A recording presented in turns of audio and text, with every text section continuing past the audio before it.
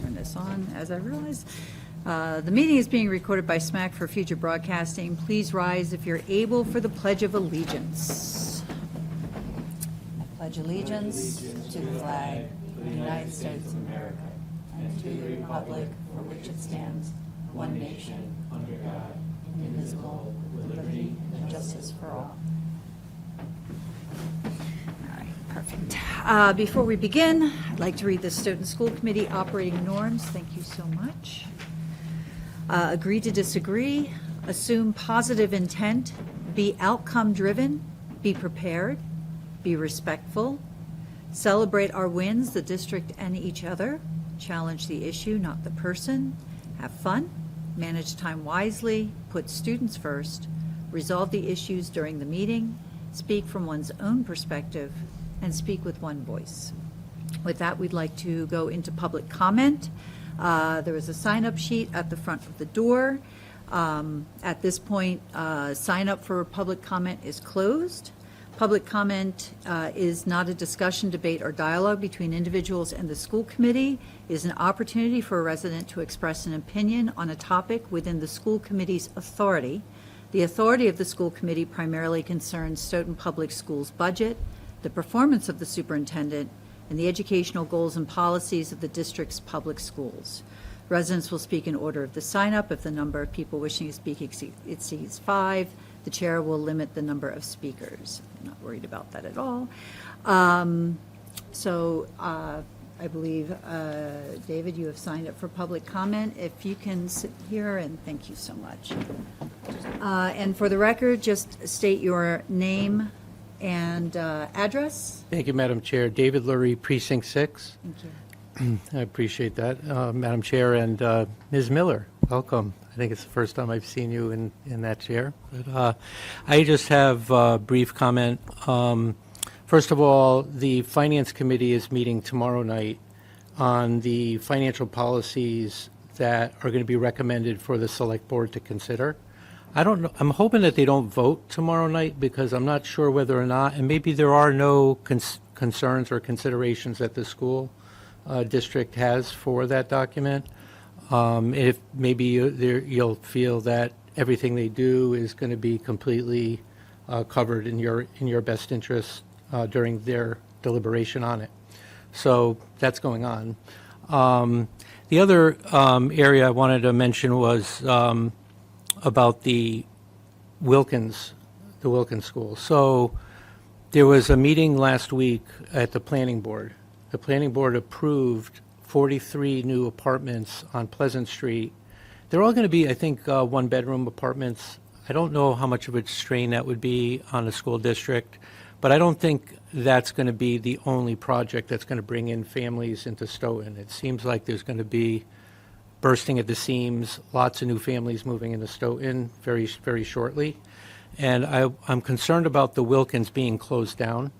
I think that even though it was kind of anticipated that made sense for the school district office, that you should pause on moving students out of the Wilkins and all that redistricting, because the new school doesn't bring a net new set of classrooms if you close the Wilkins. But if you do leave the Wilkins open, that gives us a lot of capacity to absorb a lot of new children and would save us on a lot of aggravation around redistricting. So I think that it makes sense to just kind of pause on it a little bit. And I know that the town has funds to take care of the district office. If not this building, then an office anywhere in downtown or nearby could become a new district office. There are funds available to build an office. So I don't see that as being a problem. If that was the only concern was, that. The other thing is that, and this is just something that I think about when I coming off of Finance Committee, is around the budgeting. So one of the metrics I know that you guys talk about is the size of classrooms. So instead of just size of classrooms, I think another part of that or a subset of that should be the ratio of teachers to students. And here's why I say that is because over the last 5 years, I noticed a big surge in the budget in which a lot of new teachers and paras are brought in to the district. with that, there should be a number that says if we're pretty stable in the number of students, maybe growing by some, but our faculty grows exponentially faster, that the ratio of teachers and paras should be considered as a metric of how are we doing when we talk about doing what's best for the children. Are we giving them the best possible education?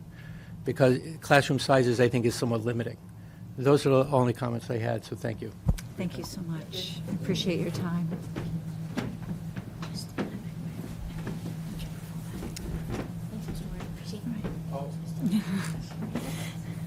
Okay, moving on, inadvertently, our student rep was left off of the agenda, so with my apologies, I would like to invite our student representative, Sylvia Michael, to provide us an update on the schools.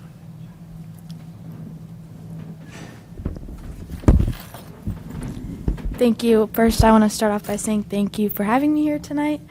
I just have a few brief updates on what's going on in Stoughton High School. So, as I mentioned previously to this meeting, we have mid-year starting tomorrow, and those will lead us to next Tuesday. We have a nice break for Martin Luther King's Day, which is pretty good. And then we will end next Tuesday. So the Stoughton High School Theater Department, as we were also discussing, is holding a play this weekend called Moon Over Buffalo, which is basically like a humorous play, and it follows like this couple who's like on the brink of like professional and personal ruin, and I totally recommend people go check it out. It's from Saturday. It starts on Friday, I believe, and carries through to Sunday. Our DECA department just competed in regionals last week, I believe Thursday and Friday, and we had a lot of successful outcomes, so I just want to congratulate everyone in the DECA program. And with that, we have an 8th grade showcase coming up for 8th grade students and families I believe it's next week on Monday the 26th. Some updates on the General Student Council, who I am representing. We are, the senior class is focusing towards their prom, of course. We have the junior class focusing towards their semi-formal. And then, of course, freshman and sophomore classes are gearing towards fundraising. We have a town spa fundraiser going on. We have bake sales, chocolate selling, of course not in the school, but that is going on. And yeah, we're just really pushing through to February break. And HOSA will also be taking part in their testing, I believe February 11th, so that's exciting. Yeah, that's pretty much my update. Thank you very much. Excellent. Great job.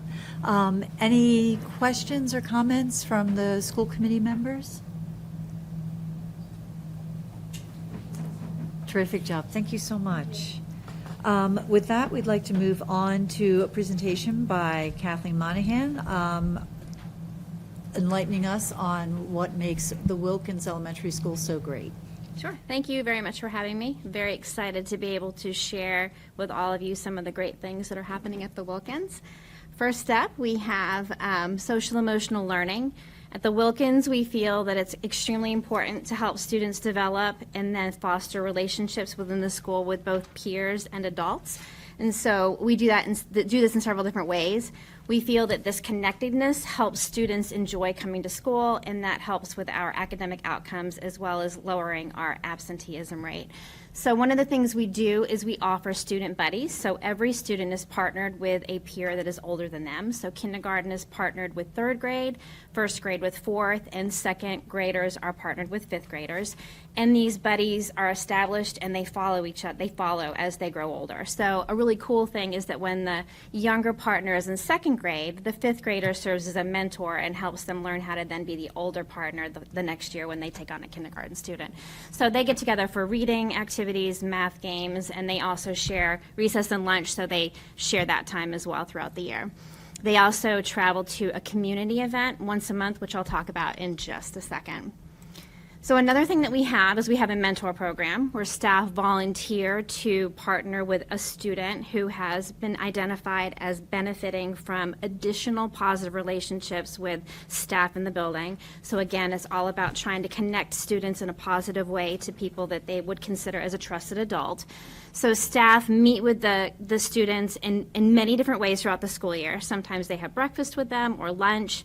Oftentimes the student will go and help out in their classroom. Staff often leave notes of encouragement for the students. And again, it's just a way to foster those positive relationships. Finally, we have communities. We're extremely excited about this. We started this last year.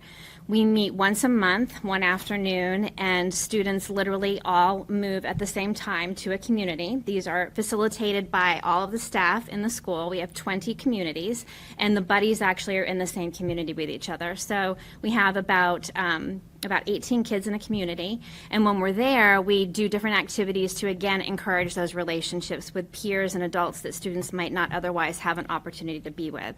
So this fall, we did an all-school read-aloud on the book Pocket Bear, and so the activities this year were, for the fall, were on Pocket Bear, and then starting now through the end of the year, we're going to dip our toe into bringing some of the vision of a graduate language down to the elementary level. And our first activity is at the end of the month, and we're going to be talking about what one of those visions might sound like, look like, and feel like for a student at the elementary level. So we're excited to kind of bring some of that language down to our level.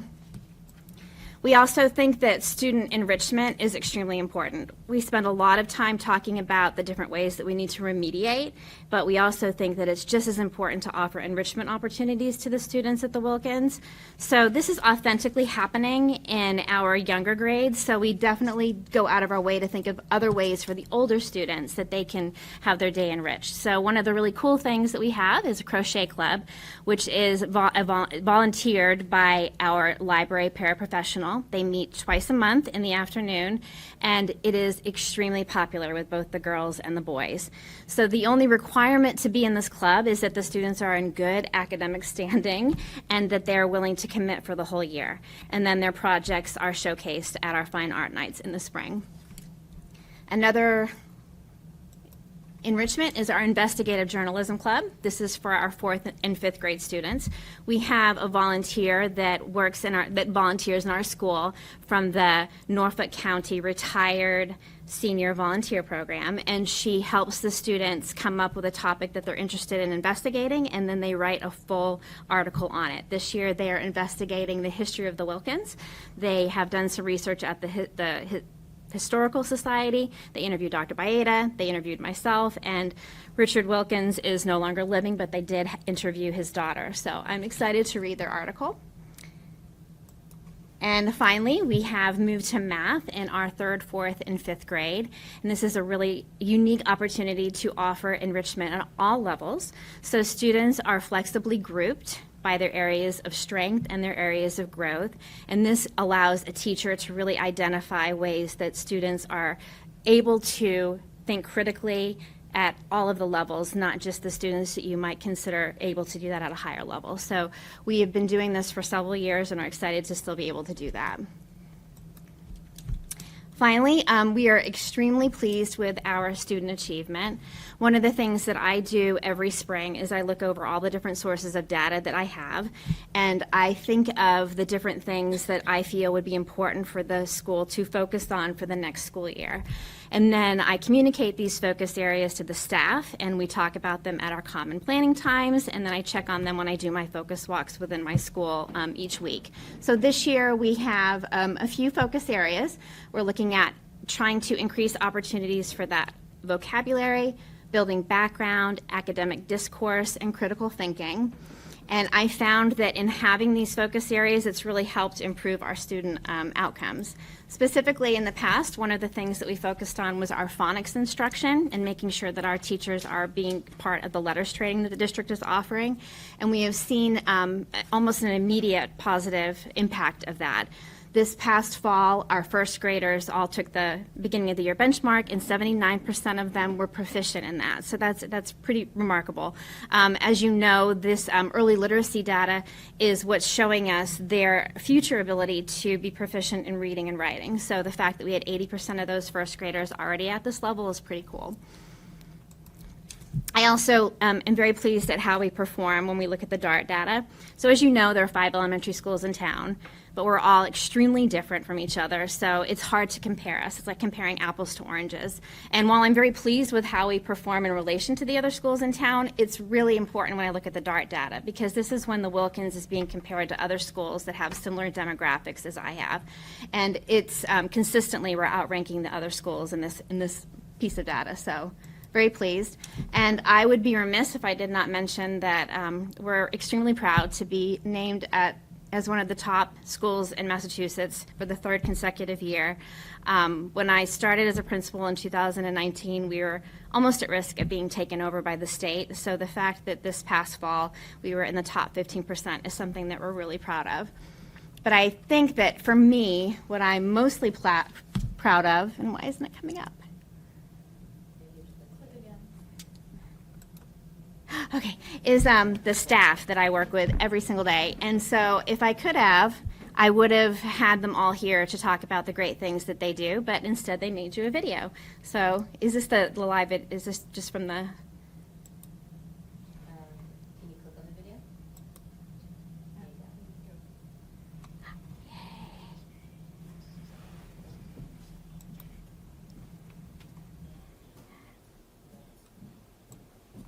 This morning. Kelly?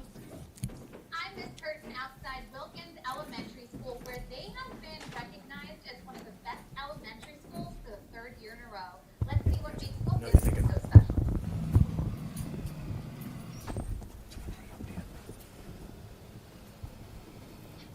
Good morning, girls. Good morning. Good morning. Good morning. First off, 2nd grade, let's see what they're up to this morning. Hey, Miss Radish. Hello, Miss Curry. Can we come in? Of course. Hey, 2nd grade. Hi. So what do we got going on this morning? We are about to start our morning affirmations. Ooh, I need to hear it. Let's get a sneak peek. Okay, let's go, guys. Today is a brand new day. Today is a brand new day. I am strong. I am strong. I work hard.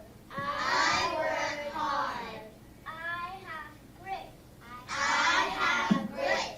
I am capable. I am capable. Today will be an amazing day. Today will be an amazing day. And today will be an amazing day. Can you tell us a little bit about why you start off your day like this? Yep, so we do morning meetings so that each of the students comes in and they feel settled and at home. And over the years, I've realized how important it is for the students to feel like they are part of a community. And part of that is building each and every one of them up so that they feel valued. Yeah, feeling valued, being part of the community. I know here at the Wilkins, that's really what it's all about. Yeah. Thanks so much. Thank you. Bye, 2nd grade. On to 5th grade, where we're here with Miss Carmichael, and her students have been working really hard on their narrative writing. Can you tell us more about it? Yeah, in the beginning of the year, they wrote a narrative, and then we worked on it for a couple of months. We did things like adding small details, where we make a paragraph, adding dialogue, and then at the end of the unit, which is my favorite part, the kids get to see how much they grew. So we compared how they started in September versus where they ended the units, and they were all completely blown away by how much they had grown. The writing celebration made me feel like proud of myself and happy how everyone can see my writing and how much I've improved. I am kind. I am kind. On to kindergarten, where the seeds of learning are planted. Miss Jackson is here to tell us more. Hi, Miss Burton. How are you? I'm good. How are you? Good, thanks. Right now, we are working on grafting our amaryllis. And amaryllis is a plant that's often grown during holiday seasons. The star of the day gets to measure the growth. I can't tell you how much excitement this brings for the kids because they're very animated. They get in here and they want it, as soon as they come in through the door, they want to know, did the amaryllis grow? And this is for math, so we're comparing each day. Is it always the same? Do do the amounts of growth change? And obviously they do. Why does this one have such a big growth? And the kids are able to explain that it's because we were gone for 2 days or Thanksgiving 3 days. They're learning the plant life cycle, they're learning about predictions, learning a lot here in kindergarten. And they're growing themselves. I am kind.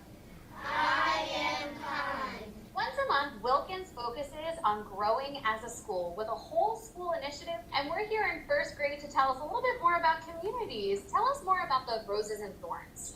The Roses and Thorns is really great for creating a safe space for all our students to share things that are exciting, and also the Thorns are things to share that maybe something might be bothering them. Yeah, and really creating that safe space. Now, this is something that we have been doing for our second year now, so can you tell us a little bit more about that? Yeah, this is the second year of our initiative.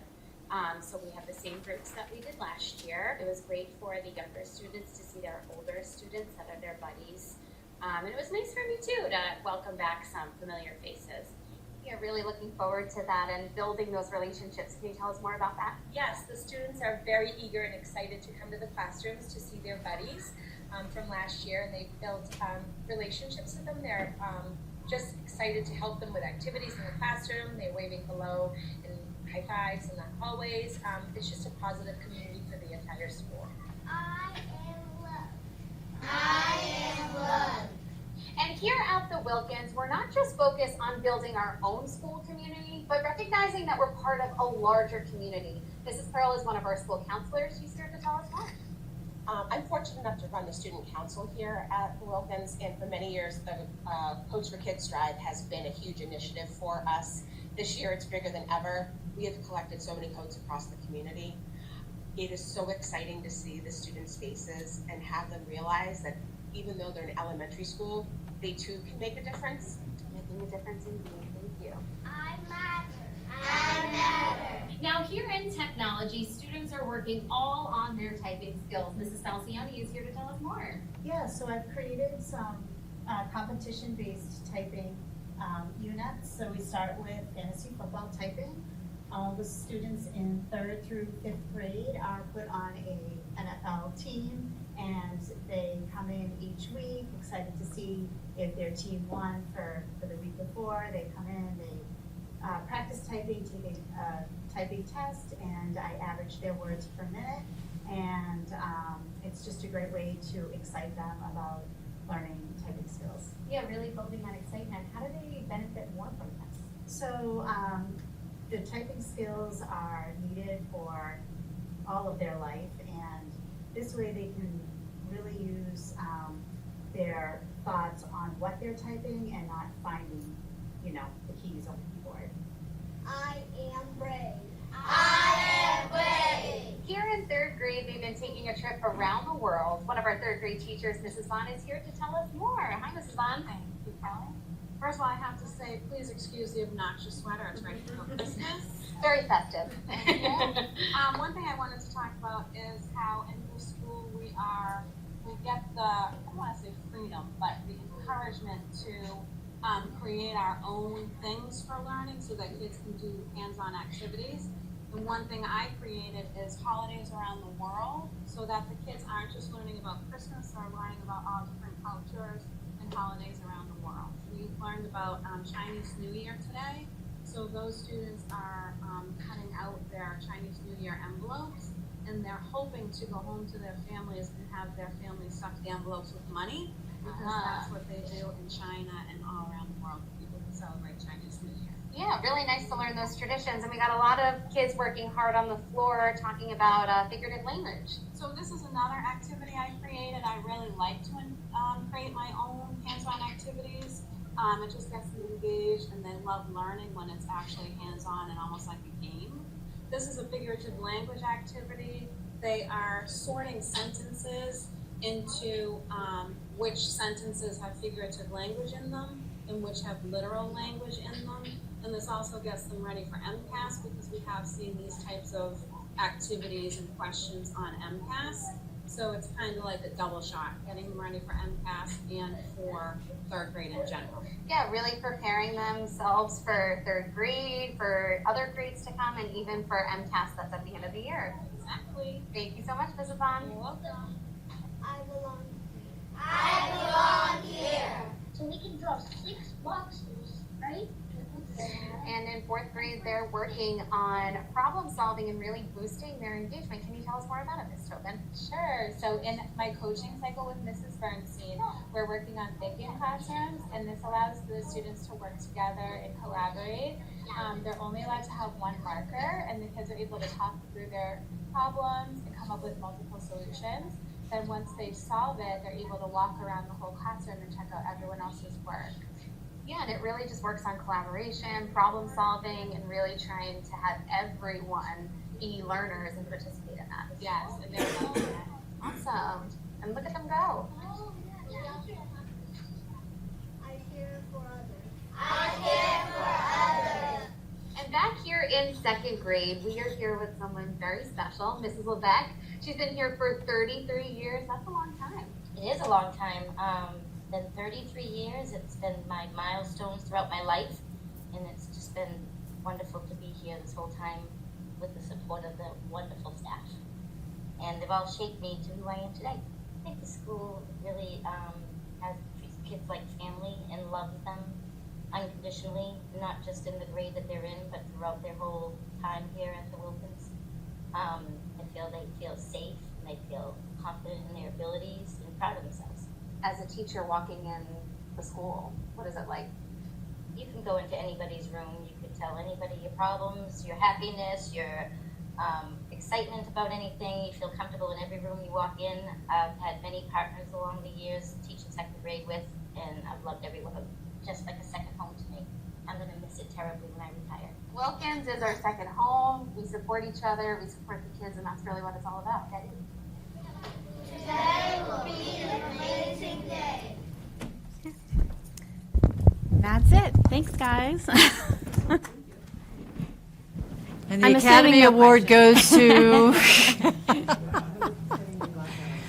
That's amazing. Questions, comments from my fellow council members, committee members? Yes, Jillian. So I have a question. What do you feel is like your biggest challenge at the Wilkins, and what type of supports do you need to help solve those? That's a very good question. I think right now the biggest challenge is making sure that the students are engaged throughout the school day. We have been spending a lot of time in our coaching cycles this fall working on student engagement. If the students are not engaged, then they're really not learning at their optimal level.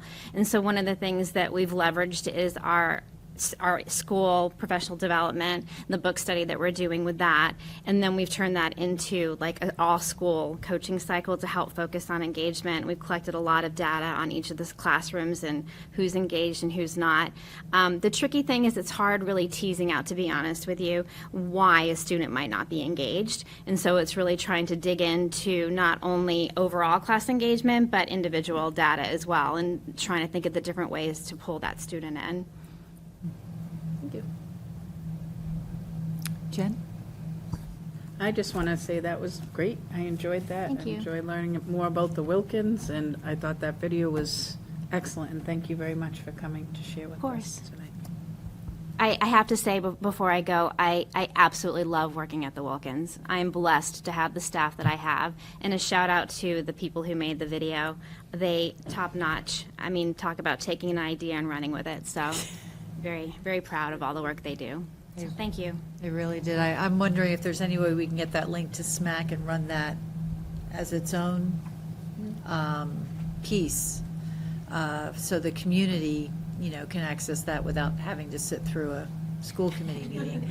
And I also think that might be powerful information to try and get out to the community prior to town meeting, before the budget cycle. So There's a lot of great things happening at all the schools. So and I think the community members need to learn a lot more about it. And this video is a perfect way to give that kind of insight in the voices of the staff and the students themselves. Very well done. Congratulations. Thank you. Thank you. Anything else? Thank you so much for your time, for coming here. We really appreciate it. All right, moving on in our agenda, moving to new business and voting items. First up is the DESE, Department of Elementary and Secondary Education, resubmittal approval. Just for a little bit of context, we are resubmitting architectural plans to the Department of Elementary and Secondary Education because of the need to modify the schematics for the adjoining bathrooms in the special ed classrooms, so they are equipped with changing stations. I didn't know if, would you like to talk about? I can, because I wrote the letter, so I didn't know while I was. Yeah, please. Sorry. No, thank you. So the actual footprint of the school is not changing at all, but in talking more about the needs of the students that will be attending any of the schools actually in Stoughton, it was a reoccurring idea that we really did need to incorporate some changing spaces within the special education rooms, just because we have to make sure that we can accommodate those needs when and if they arise within the elementary setting. So it would have been foolhardy to not try to include those at this stage before the school's built. So in order to do that, we had to explain why we were taking a little bit of the square footage away from the actual classroom in order to expand the bathroom area to allow for a full-size changing station to be built into that bathroom space within that special ed classroom. So the letter just explains that the footprint's not changing, the program that was proposed is not being altered, but rather it's just one more step that we're taking to make sure that the needs of any student could be accommodated. Right, thank you for Yeah, that clarification. of course. Any questions? Yeah, Ms. Powers? The presentation was excellent, I was going to say. For the changing stations, they're, I'm not exactly sure, they're in what, toileting rooms. Is that just a stall? So that is what they call bathrooms. So It's a that bath- they call them the toileting rooms. So each Is of it the a single, or is it like a stall? It's a single bathroom within Okay. a special education room. So before we had thought to add an actual changing station in that bathroom or that toileting room, it was just literally a toilet and a sink. And so in order to then accommodate a full-size changing station for a child that could be as old as perhaps a fifth grader, we just had to add some square footage to that actual footprint of the bathroom and the toileting room.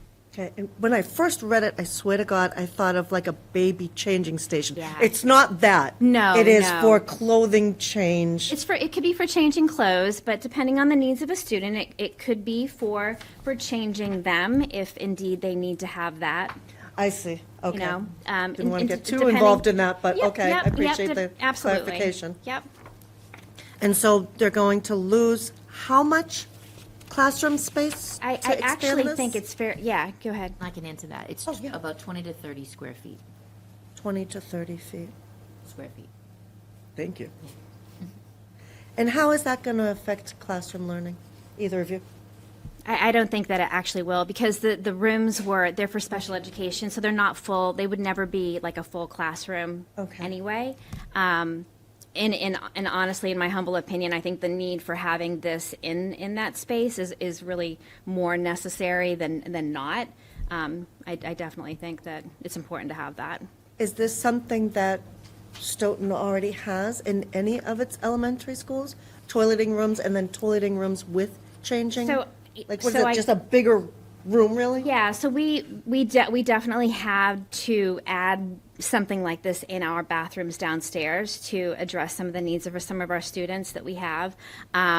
It's not necessarily at all what they're going to incorporate in the new building. I think that the DAW might have some changing areas as well, and the Gibbons, I believe, does. Whenever you have to be able to accommodate that if that's the need that the student has, and that's why we just felt that we incorporated into the design at this point in the game rather than waiting. So if there's a school that doesn't have one of these right now, what are they utilizing? So ours, to be honest with you, at the Wilkins, it's not anything that would be in the new building. It's more of what we would consider more of a makeshift changing area in the bathrooms that is definitely able to be used in the capacity in which it's being used. But this is more of, I don't know, Ms. Miller, how you would describe it, but It's more up to date. Yeah, definitely, yeah. you know, It's more up to date and appropriate for that space. Yeah. And does this have a price tag on it?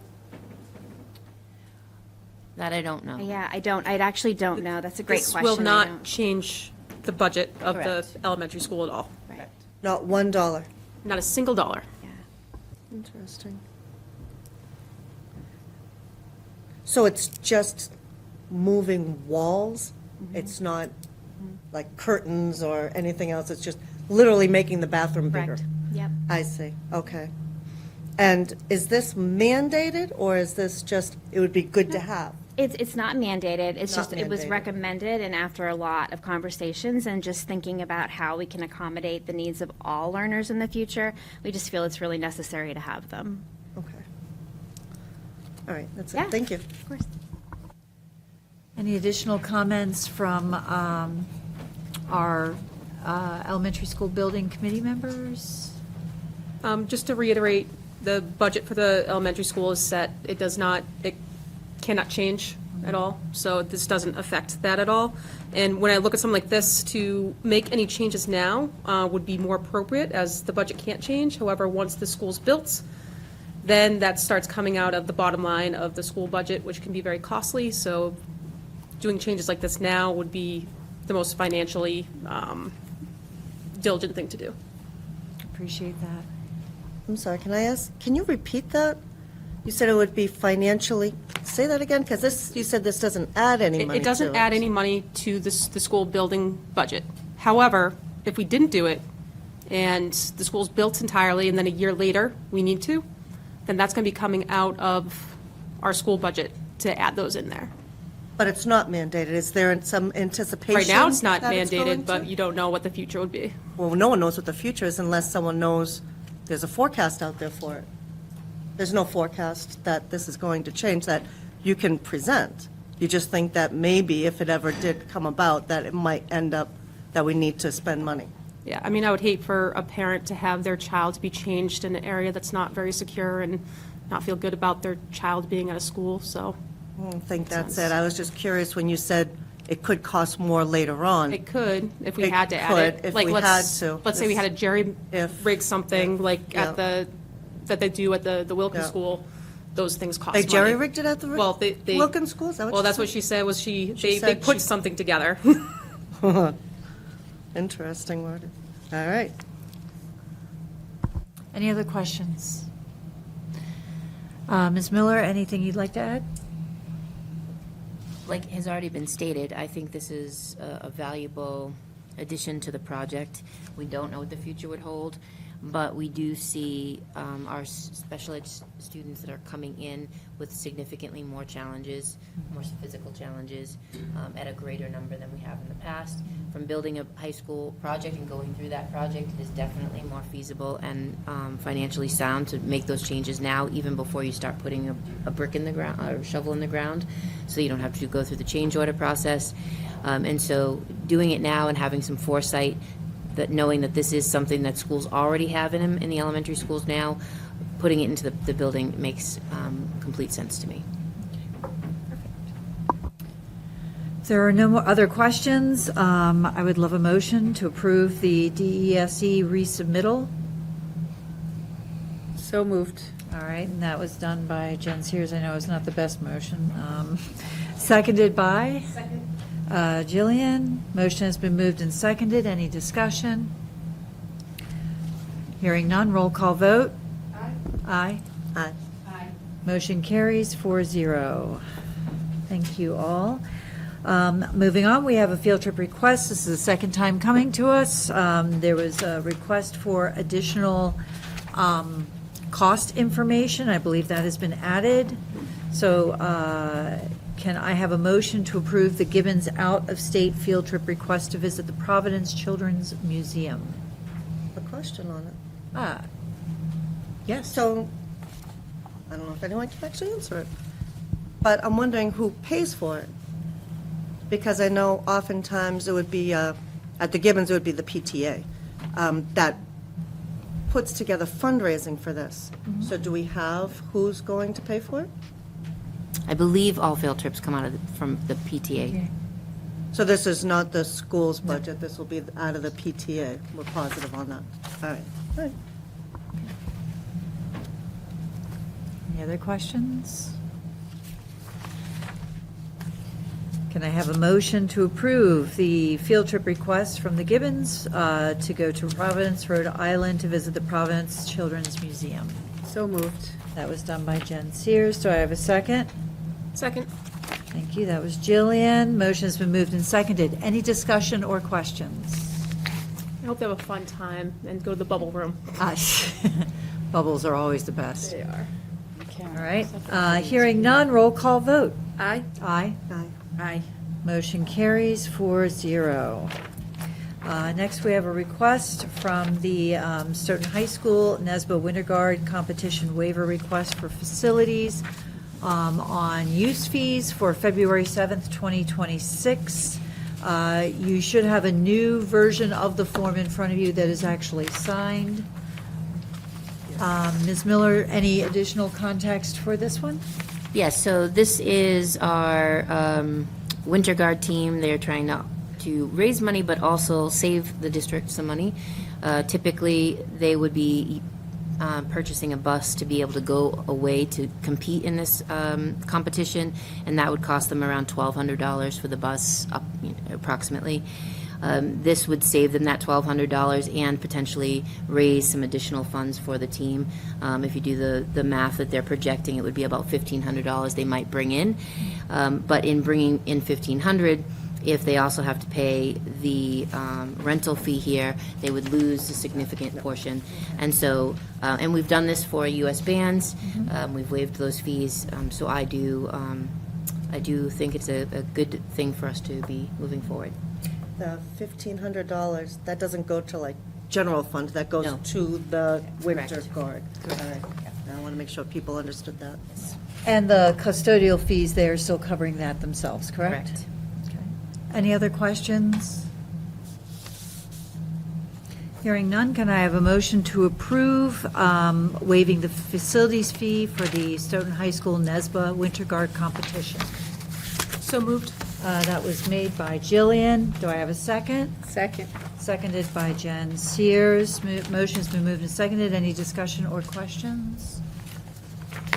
Hearing none, roll call vote. Aye. Aye. Aye. Aye. Motion carries 4-0. Next on our agenda is the approval of 5 scholarships that have been generously donated to our students. Before we take action, I would like to acknowledge that several of these gifts were made in memory of individuals who were deeply loved by their families and communities. We hold that with care and respect. At the same time, these scholarships are a powerful reminder of how strongly our community continues to show up for our students by turning loss, generosity, and gratitude into opportunities for young people. We are so grateful for that support, and we're honored to accept these gifts on behalf of our schools and students. So first up is the Deborah Carter Ahern Memorial Scholarship approval. Can I have a motion to approve this scholarship? Can I do a motion to approve all 5 unless anyone has any objections? But I'd love to hear you say them. Yeah. Say them with titles Is there, anyway. all right, there is a motion on the table to approve all 5 together. Do I have a second? Second. All right. Any concerns or discussion or questions? Just as long as we mention everyone's name and Yes, give them yeah. Can we read proper them all? thanks for Yes. each one. Of course. Okay. Do we need to vote to do that? So, yes, we do. So vote to approve all at the same time. Roll call vote. Aye. Aye. Aye. Aye. All right, great suggestion, thank you. So the motion then is to approve the Deborah Carter Ahern Memorial Scholarship, the Paul Morris Jr. Memorial Scholarship, the Otto Alfred Peterson and Dorothy Clapp Peterson Scholarship, the Carol Savino Drifters Together Memorial Scholarship, and the David Spanky Souza Scholarship. Do I have a motion? I move to approve all 5 of the scholarships with gratitude. Okay, motion has been made by Ms. Powers. Do I have a second? Second. Second by Jen Sears. Any discussion, questions, concerns? Hearing none, roll call vote. Aye. Aye. Aye. Well done. All right, 4-0, motion carries. All right, and then finally, under new business, we have 2026-2027 district calendar drafts. This is informational only. We will vote on this at our next meeting. Before you are two versions of possible school calendars for the 2026-2027 school year. Town Hall alerted us that state elections are going to be on September 1st, 2026, and November 3rd, 2026. Both of these elections will need to take place in the cafeteria at OMS. So option A is to start teachers on September 1st, the state election date. The cafeteria will not be available to staff, and students will start on the 2nd. Option B is to start teachers on the 8th. Yeah. I think it's, teachers go the 1st and 2nd, kids start the 8th. Maybe I'm reading that wrong. That's how I read it. Yeah. Oh, okay. No, it says it right under that. You're Yeah, right. okay. Yep. Yes. And Sorry. start on the Sorry. 8th. No, Sorry, appreciate Chris. that. I just, No. yeah. Feel that, absolutely fine. Because they're going to give them November 3rd as a day off instead of a PD day if they do it that way. Right. Okay, so the second version, sorry, I gotta wade through my lots of paper here. The second version has the teachers starting on the 8th of September. And we did receive an email from Craig, help me out, Matt. Bollier. Thank you. Who had a preference that was included in your packet. However, he emailed just before this meeting started and said, "Good evening. After reviewing the school calendars attached to the school committee's packet for the January 13th meeting, it appears there was a miscommunication. The draft I commented on back in December had teachers starting on September 1st and students reporting on September 2nd. Knowing that students were also starting before Labor Day, I further suggested that teachers could report on the 31st, allowing for the PD day to be at the start of the school year. Thank you." So that was the email that was just received, and I wanted to enter that into the record. So explain this to me. Craig wants the teachers to go the 31st and the 1st and have the kids start the 2nd. So this, it's not either calendar we have in front of us. Am I right, Chris? That is how I read it. That is a good question, something we can get clarification on for the next meeting. I did speak to Mr. Bollier. Can you, yes. Of course. Right prior to the meeting, he alerted me to the same information. He wanted to make sure that someone had received it before the meeting, and he said he would send an email, but that is exactly what he's suggesting, that Which would teachers mean start that the the 31st. kids would be out before Juneteenth, and it would be not having Yes. like a Friday off and having to come back Correct. a Monday. You know, starting September 9th is awful late. So it sounds like we have an option C on the Yeah. table then. And they would still get the 3rd of November off if they did that, right, Julie? Okay. That would be C.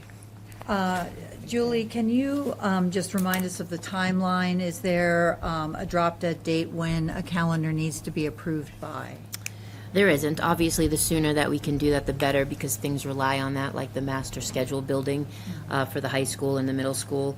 But if this is something that you, because if you decide that you want to make a change, or you don't agree on this, or it doesn't pass the vote in the next meeting, whatever the case may be, if you had a vote by February, that maybe the first weekend, first meeting in February, that would be sufficient.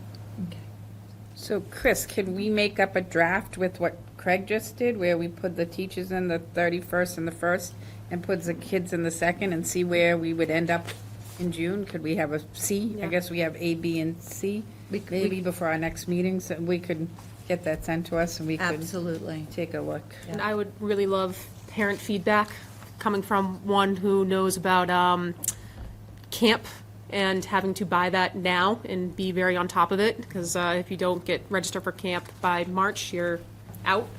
So they have to fill up that last week of August, they need to. Yep. Well, we would just, if the teachers went the 31st and the 1st, the kids would go back the 2nd. Yeah, and then they would be there for 2 days, off for a 3-day weekend, and then back on Monday. Yeah. Monday would be Labor Day. I mean, so- back on Tuesday, yeah. All right. So action items, can you have Kathy work up a third version of that? Of course. And send it out to the entire school committee so that we can review it? Of course. And can you request that Dr. Baeta include this in his next newsletter? Or if you are doing the next newsletter, since he is out this week, if you can make sure it's included so that we have an opportunity for parents to provide feedback? On all three options? Yes. You got it. And I just want to mention one other thing, if I may. Please. There is something in the teacher's contract, perhaps Mr. Colantonio can address this too, about starting before September 1st. Would this require an MOA? Yeah. So if you started on August 31st, you might have to agree to agreement, but from what we've heard from Mr. Bullier, that might not be a problem. Yes. Yeah. I was going to say, I think he addresses Yeah. that. in- I just want to make that, raise that point, yes. You would or you would not? I think we'd have to draft, Yeah. draft an MOA. Yeah. Because it's, the contract says September 1st, and we can go back to 30. Oh, I thought there was an unless in here. Yeah, I read it too. Yeah. First, the committee may begin the work year the last week in August, in no event, however, would the Oh, work it's year Labor Day. be longer than Yeah. 2 days more than the number of days. Yeah. So I think there's. So it's a contingency in the contract for this already. On these years where Labor Day is super late. Yeah.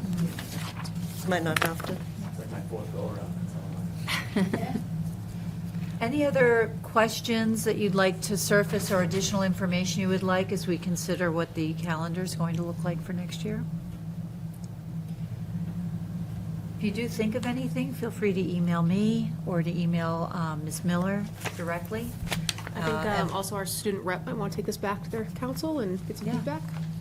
Did you get a copy? Okay, perfect. I have one more thing. If we're going to list down the bottom of we have this bothered me last year too, Rosh Hashanah, Yom Kippur, and Good Friday, we need to add Eid. We need to add Eid, so people know when that is. That is a big event for a lot of our students. The end of Ramadan is huge now. It's a growing population, and I think if we're gonna, I know we don't have days off, but it's about homework and things. I think that Eid needs to be added into that. Great addition, thank you. Okay, very productive conversation, thank you all. Moving on to the superintendent-elect's reports and recommendations. Ms. Miller? Yes, my pleasure. I'm filling in for big shoes here tonight. Dr. Baeta was unable to be here. I'm glad to be able to share with you that we are expecting a visit from the Commissioner of Education, Mr. Pedro Martinez. He has reached out and asked to have a time to come to Stoughton Public Schools and visit. It's a great opportunity for us to showcase the things that we're doing and have his ear about some of our concerns, if that is appropriate. So the central office is currently coordinating those logistics. We're not really sure what that might look like or which schools would be visited, but it's something that is in the works. We are looking for the next principal of Stoughton High School. The selection committee or interview committee has been selected. Mr. Colantonio sent out notification last week, and all committee members have been informed that they are part of the committee. We had a great outpouring and a lot of interest in families, students, teachers, administrators wanting to be a part of that committee. Dr. Sears has volunteered to be on there for the school committee. And then we had a good showing of applicants as well, very strong applicants. I know that they will be conducting interviews next week, I think beginning the 20th, is that correct? And then we will be well on our way in the process, and we'll see how many candidates are we interviewing. I'm not sure. Yeah, I think it's 7. 7? Yeah, yeah. Excellent. We had 8, I think that turned into 7, so. Yep, that's great. Yeah.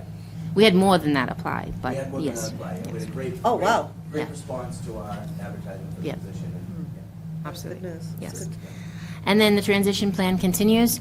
I have been meeting with Dr. Baeta bi-weekly, and we have regular conversations about all things that have to do with Stoughton Public Schools. I've had the opportunity to lead the principal meetings and the principal and curriculum joint meetings, which has been really productive. I'm sitting in on the negotiations for Unit A and Unit B. Those have also been very productive and positive. And so we are in good shape for a smooth transition. And I'm looking forward to that time. Any questions for Superintendent-elect? Julie, I just want to say you work very, very long days. You're working 2 jobs, and it's very much appreciated. Thank So you. thank you very much. Appreciate that. Thank you for the acknowledgement. Yep, every time I feel like I have a long day, I forget that you actually were there way earlier than I was.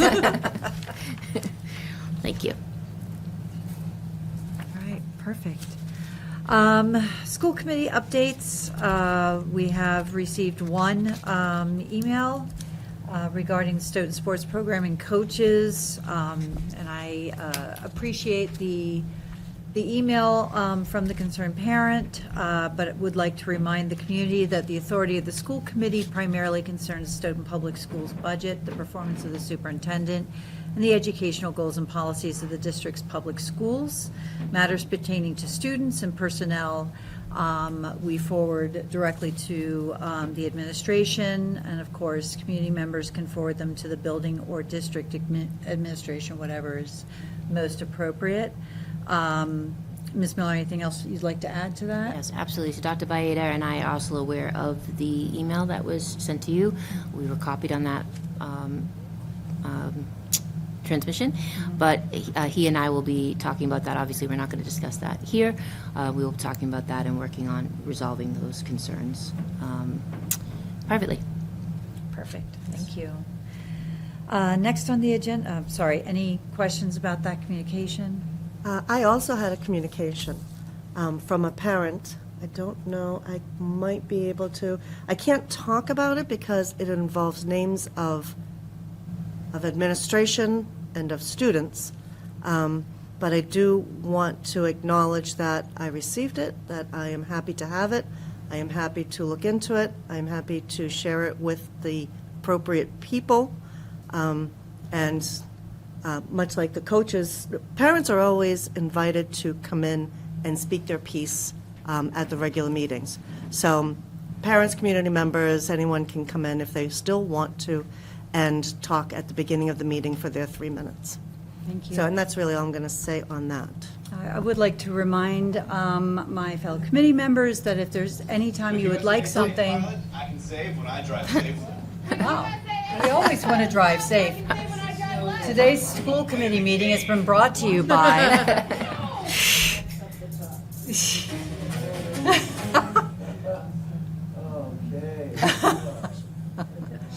You can let me know. All right, as I was saying, right, we really do want to, there's an agenda for a reason. It's my job to make sure that there is an agenda and that we stick to the agenda. If a school committee member wants to add something to agenda, simply email me prior to the meeting, preferably no later than a week before. And if it is something that comes up immediately or after that time frame, feel free to bring it up for a vote, but it is something that needs to be voted on by the full committee to add it to the agenda. Are you talking about the standing communications?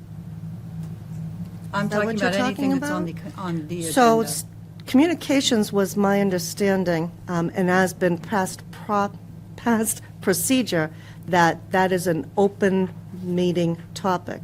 So anyone who had communications was always able to, even as much as last year with the chair, Catherine Weiss.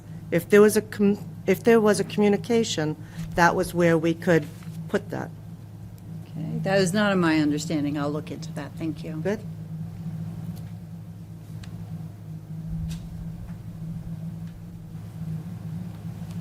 All right.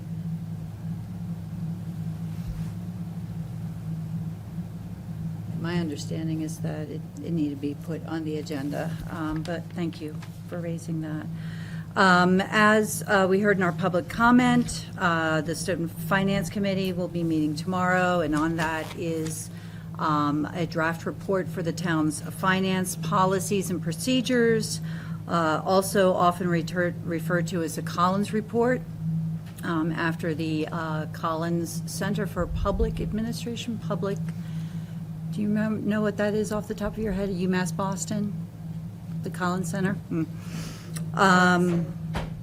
not the same. Pardon me? This is not the same as the Collins report. Okay. It's something that has been referred to previously in this meeting as a Collins report.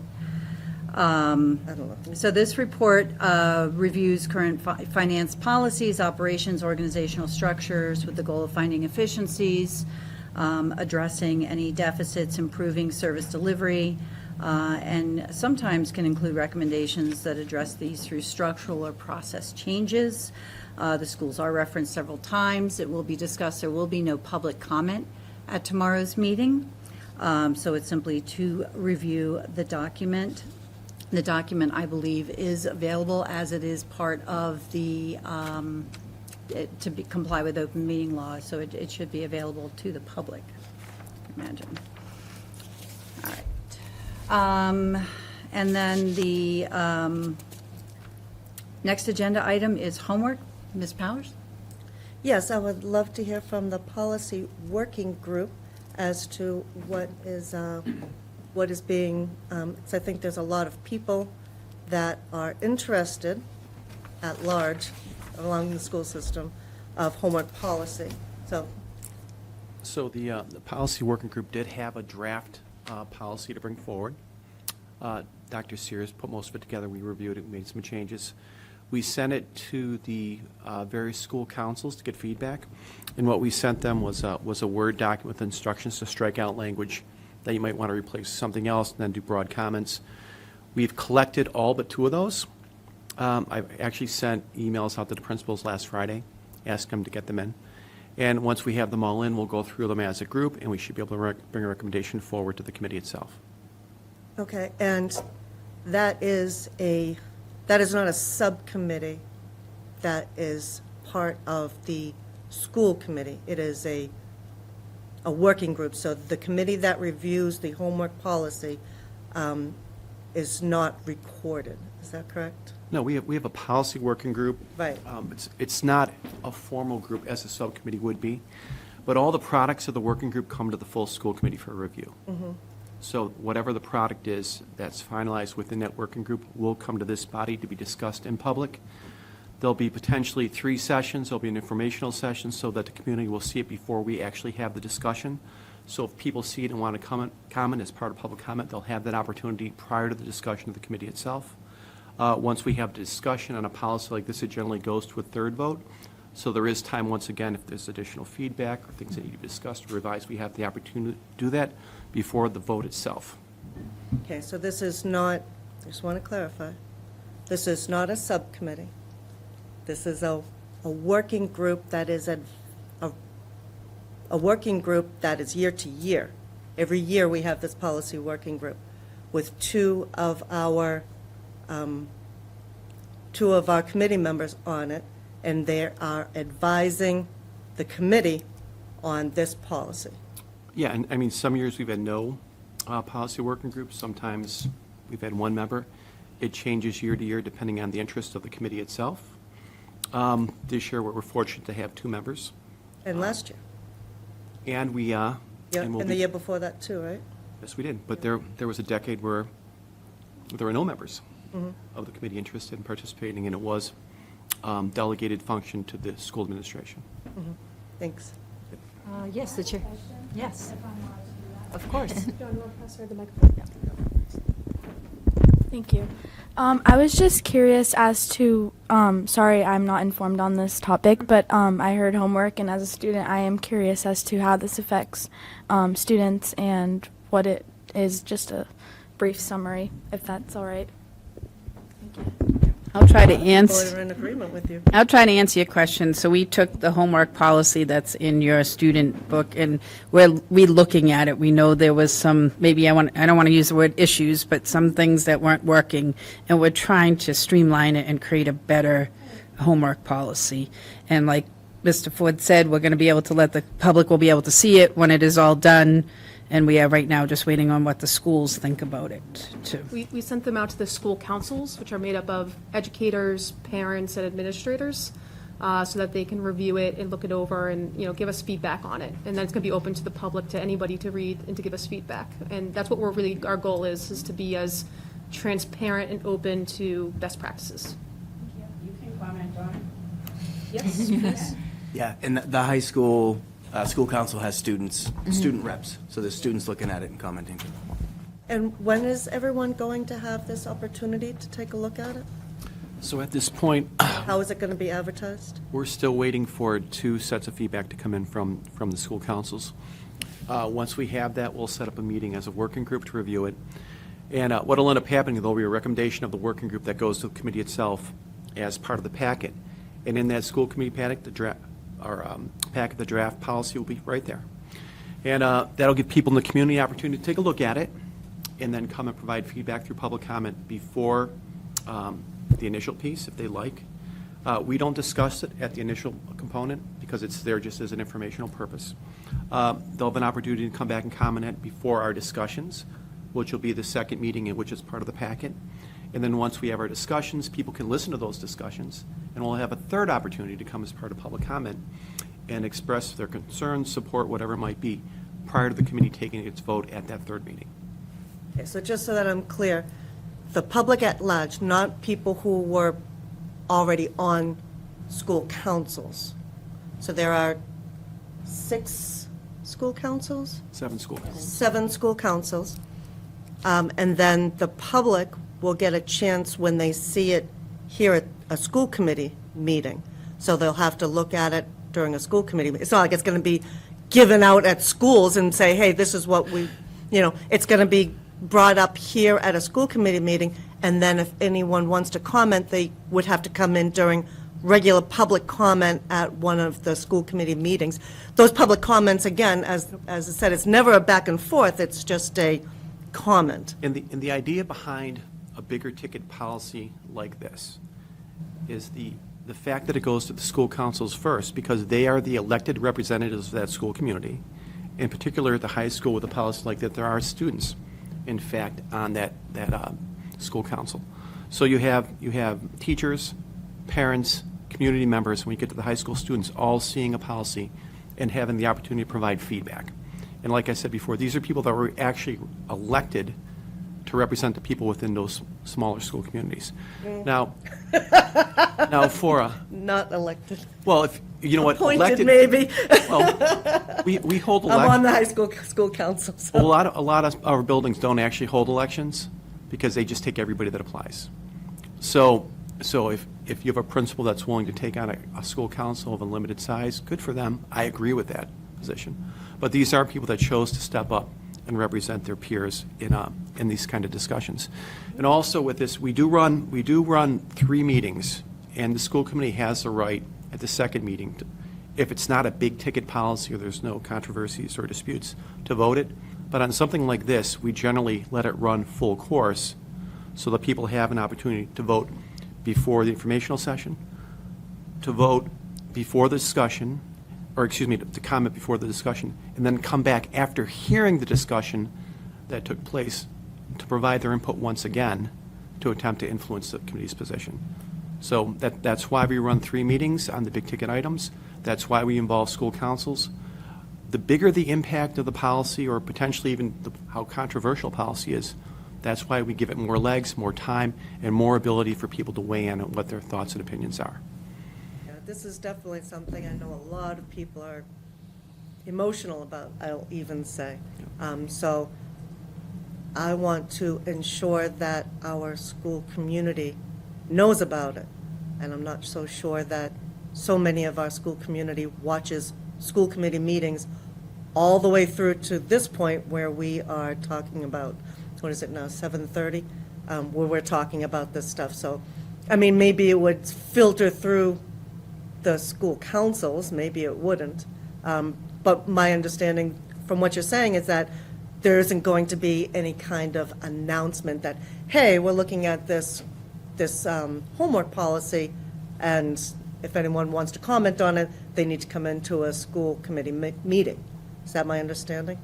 Well, Correct? it's been my experience with policies that tend to have a bigger impact or elicit a response from people, either because they support or oppose, or they're just interested in what's best for their kids, that once that hits the agenda, I think the people that generally want to comment will show up and comment. I've just seen it before, and something like this, You know, At the same time, think so. at the same time, as a district, if the committee wanted us to, I mean, we could put it out on social media as well so people know. I mean, you are the school I'd be committee. happy to do social media, even to email the PTOs directly to let them, because we want as much feedback and. Oh, Dr. Baida's Friday Newsletter. Yeah, I was newsletter on Fridays. You know, thinking that most, as well. most people Yeah. read it. It could go into the newsletter on That's Fridays. a good idea. So we I don't know have, if we have a it's standard long, process. It but- might have to be a Because link. everyone gets that newsletter, so Yep. that's probably the best idea. And for us, when you have these big ticket items, we have a process that's set in the policy, but that's the basic process. We can go above and beyond to any degree the committee'd like to. Yeah, I'm just saying, because it isn't a subcommittee, it's not recorded, so we're not really seeing how it's being discussed. So, as parents, I think a lot of them, even some teachers, might be like, whoa, wait a minute, I didn't know that this was going on, I'd like to have a say. So, yeah, I think that a larger communication on something like this. Yeah, I think the Would be- last would be homework worth policy it. that went through didn't have that, so that's something we definitely want to make sure we're transparent and clear on. Actually, I heard differently, so I don't know where you heard that, but that's From not. multiple sources. Right, I heard from Yeah, multiple yeah. sources that wasn't true at all. Well, we'll Actually, make- from the writers of it. We'll make sure that we are very, very open and deliver the message to people so they can have as much feedback as possible. 'cause that's Actually, I'd like to make a motion that we have ask Dr. Byetta, Jen's suggestion, that we ask him to put it on the committee, his communications. You just need to finish it first, though. It's Well, not yeah. ready. Okay, I didn't want. When it's I mean, finished, I've created Yeah. something, To but put it it's on there. mine is still very rough. When we To put When it you on finish there. it and present I've it, seen I it. think afterwards, we can sit down and be like, how would we like to deliver this message to the people and go through our different items and then ask those folks to deliver that message? Because there's nothing to deliver right now. And I already had it on my list to bring up with Dr. Byetta for the newsletter, so I think between the working group and the newsletter, we can definitely get the word out. I'd like to make a motion that we follow the procedure that Dr. Sears mentioned, which was asking the superintendent to, when it's ready, to put it on the newsletter. I don't know for that the we committee. need a motion for that. I don't know that that's something we actually need to vote on. I think we don't simply have ask anything the yet. superintendent The to motion do is that. out there.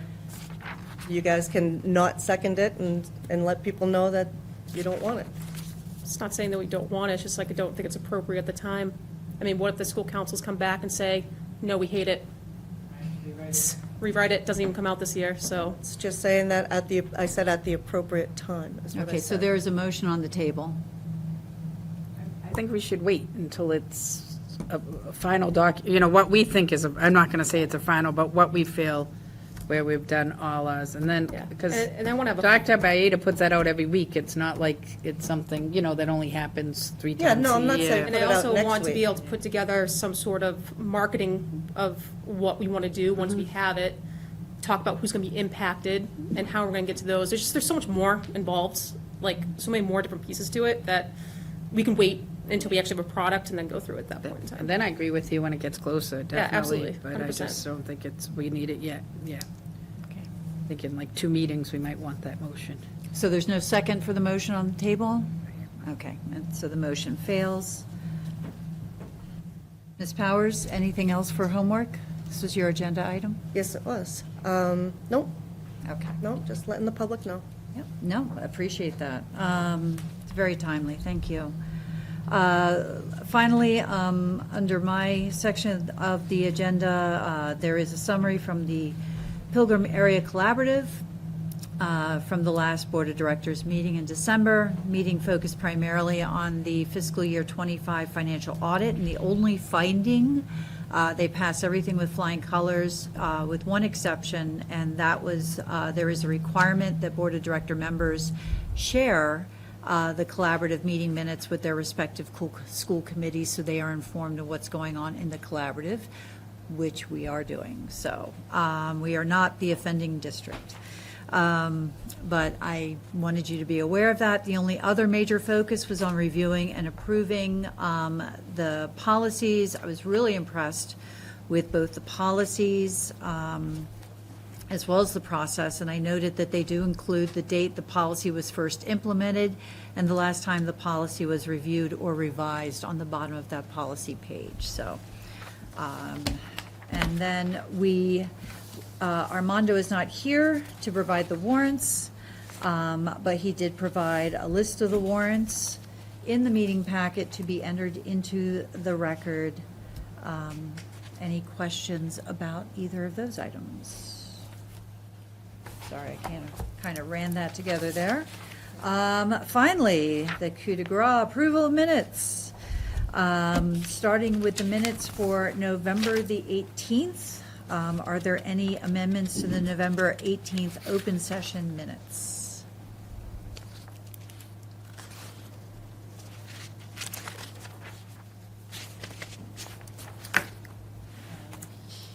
Hearing none, can I have a motion to approve the November 18th open session minutes as written? So moved. And that was made by Jen Sears. Do I have a second? Second.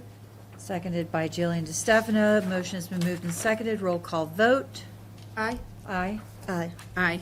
All right, motion carries 4-0. Moving on to the December 2nd meetings, are there any revisions to those minutes? All right, hearing none, can I have a motion to accept the December 2nd meeting minutes for the open session as written? So moved. All right, that was made by Jen Sears. Do I have a second? Second. Seconded by Jillian DeStefano. Roll call vote. Aye. Abstain? Aye. Aye. Motion carries 3-0-1. I'm trying to remember. I'll put I abstain. There we go. And then finally, we have our minutes from December the 16th. Are there any amendments to those minutes from the open session? All right, hearing none, do I have a motion to accept the December 16th minutes as written? So moved. That was made by Jillian. Do I have a second? Second. Seconded by Jen Sears. Motion is moved and seconded. Roll call vote. Aye. Aye. Aye. Aye. Motion carries 4-0. Next regular meeting of the school committee is on January 27th, 2026 at 6 p.m. And I would like to remind our viewing audience of the Stoughton High School theater show Moon Over Buffalo being held this weekend on Friday, Saturday, and Sunday night. There are 4 performances in total, 2 in the afternoon, 2 in the evening. And any of you old-timers remember the movie Moon Over Broadway with Carol Burnett? That's based on this play. So it's a comedic farce, sure to be a fun time. With that, do I have a motion to adjourn? So moved. All right, that was made by Jen Sears. So I have a second? Second. Seconded by Jillian. Motion has been, I can't even talk anymore. Moved and seconded. Roll call vote, please. Aye. Aye. Aye. Aye. Motion carries 4-0. Meeting ends at 7:33 p.m. Thank you all. Have a lovely day. Good job. Nice work. You look good. That was easy. That was so refreshing.